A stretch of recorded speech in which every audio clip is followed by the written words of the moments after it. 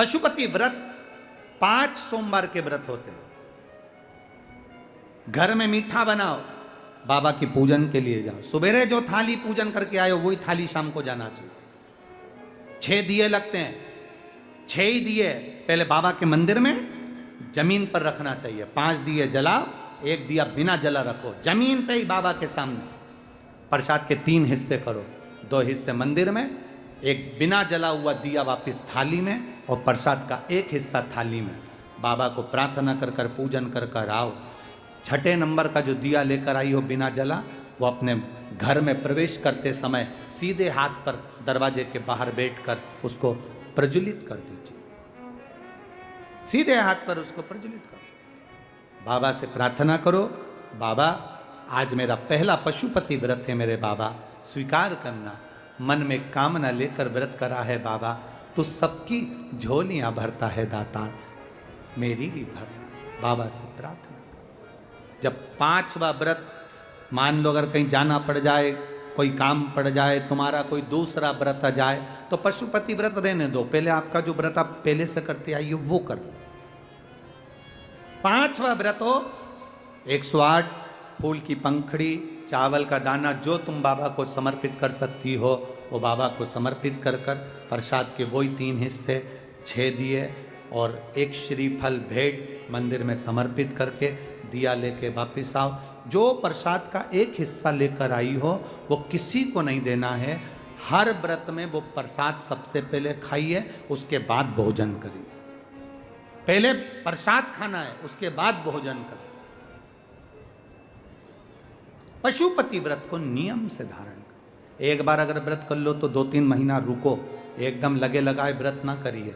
3 महीना रुक के पहले बाबा आपकी झोली भर दें, फिर दूसरी बार करिए। अगर कोई त्रुटि हो जाए तीसरी बार करिए, बाबा सुनेगा जरूर।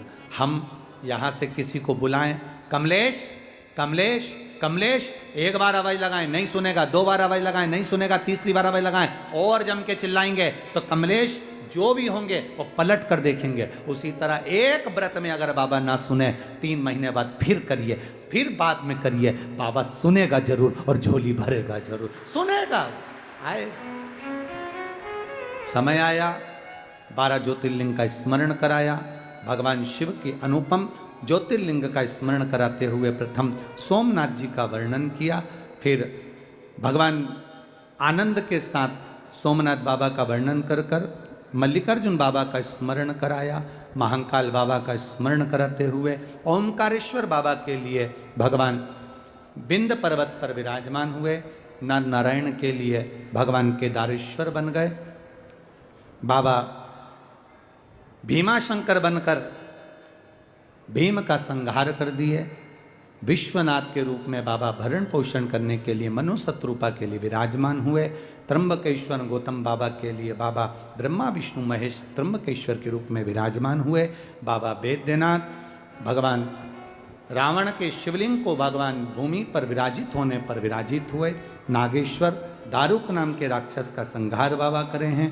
आगे वर्णन आया है श्री रामेश्वरम का। राम जी ने लंका पर चढ़ाई करने से पहले भगवान शिव की आराधना करी, विराजमान हुए। आगे वर्णन आया है फिर कृष्णेश्वर का। सुधर्म नाम के ब्राह्मण की 2 पत्नी सुदेहा घूष्मा, घूष्मा का बेटे के टुकड़े टुकड़े कर दिए थे सुदेहा ने। वो बेटा मरे हुए 1 हफ्ता हो गया। जब सुदेहा बेटे को मारकर चली गई तो घूष्मा ने शंकर भगवान के शिवलिंग की पूजन कर कर तालाब में विसर्जन करा, तो बेटा जिंदा तैरते हुए वापस बाहर आ गया। शिव जी कृष्णेश्वर के रूप में विराजमान हो गए। ऐसे 12 ज्योतिर्लिंग का स्मरण शिव महापुराण की कथा में करा गया। चंचुला देवी का पति बिंदु प्रेत योनि से मुक्त हुआ। भगवान देवाधिदेव महादेव ने अपने मस्तक की बेलपत्र उतार कर शिवपोथी को दी। भगवान शंकर ने कहा, सुनो तुम रुका जी, कलिकाल में जो शिव महापुराण की कथा को हृदय से श्रवण करेगा, जितने दिन तक शिव महापुराण की कथा जिस स्थान पर होती है उस स्थान पर मैं स्वयं विराजमान रहता हूँ। जो जीव सुनता है उसकी मनन वांछित कामना को मैं स्वयं पूर्ण करता हूँ।